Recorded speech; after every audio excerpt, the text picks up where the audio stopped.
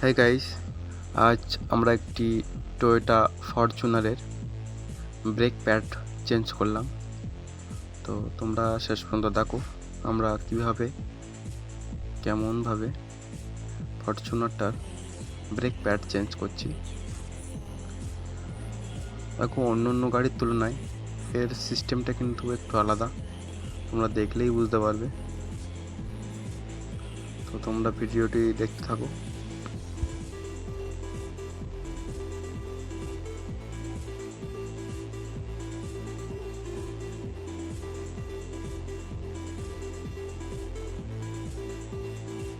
দেখো, এর brake pad কিন্তু অনেক ক্ষয়ে গেছে।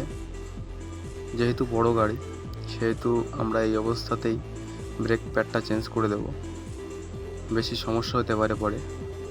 তো এর আসল অরিজিনাল যে টয়োটার ফরচুনারের ব্রেক প্যাড, সেটা কিন্তু অনেকটাই দামি আছে, 11-12 হাজার টাকা দাম আছে। তো আমরা হাইকিউয়ের নিয়ে এসেছি, এটাই অ্যাভেলেবেল ছিল এখানে। তো আমরা এটাই নিয়ে এসেছি, পরবর্তী সময় অরিজিনাল মাল পেলে তখন সেটা লাগিয়ে দেবো।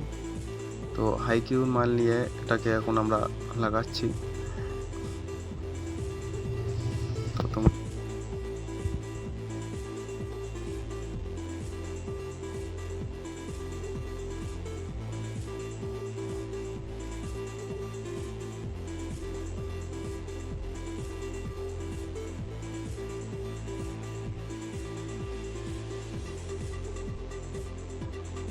তো ব্রেক প্যাড লাগানোর পরে এর সঙ্গে যে ক্লিপগুলো লাগানো থাকে সেগুলো কিন্তু অবশ্যই লাগিয়ে দেওয়া দরকার, না হলে কিন্তু যে কোনো দুর্ঘটনার সম্ভাবনা হতে পারে।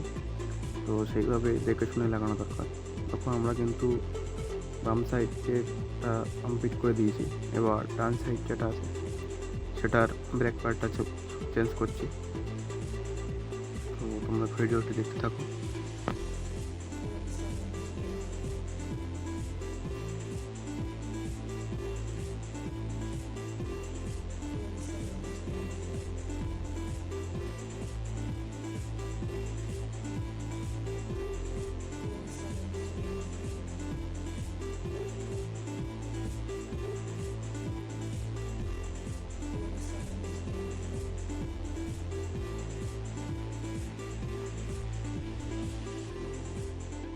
তো আমরা কিন্তু দু সাইডে ব্রেক প্যাড লাগিয়ে দিয়েছি। তো ভিডিওটি ভালো লাগলে অবশ্যই লাইক, শেয়ার এবং সাবস্ক্রাইব করবে।